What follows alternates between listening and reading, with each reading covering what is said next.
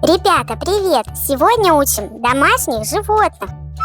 Домашние животные. Это кошка. Мурлыканье кошки помогает ей быстрее выздоравливать, а также успокаивает людей. Поэтому, если у вас есть кошка, обнимайте своего пушистого друга почаще. Вот такие мы котята. Мур-мяу. А это собака. У собак носик волшебный. Они чувствуют запахи 100 000 раз лучше, чем люди. Например, собака может найти косточку, которую спрятали под кучей листьев, или даже найти человека в большом лесу. А это корова. У коров отличная память. Они помнят тех, кто за ними ухаживает. Если фермер добрый, корова его любит и дает больше молока. А если кто-то обращался с ней плохо, она это тоже запомнит.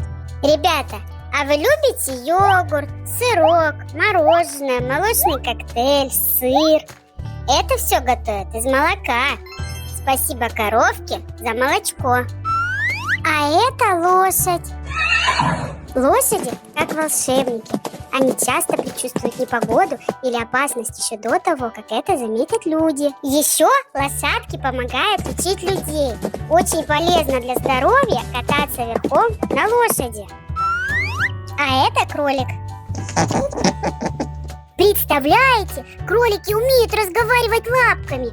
Если они чувствуют опасность, то начинают громко-громко барабанить задними лапками по земле или по дереву. Так они предупреждают друзей: берегитесь, опасность. А это свинка. Почему свинка любит валяться в грязи? Думаешь, она грязнуля? Вовсе нет. Так она спасается от жары. Грязь как холодный компресс. А еще это защита от комаров и мошек. Получается, свинка просто принимает грязевую ванну. Домашние животные – это те, кто живет рядом с человеком, и человек заботится о них. Ребята, в следующем видео мы познакомимся с дикими животными и узнаем, где они живут, и немного интересных фактов о них. Всем пока! Подписывайтесь на канал, чтобы не пропустить наши новые видео.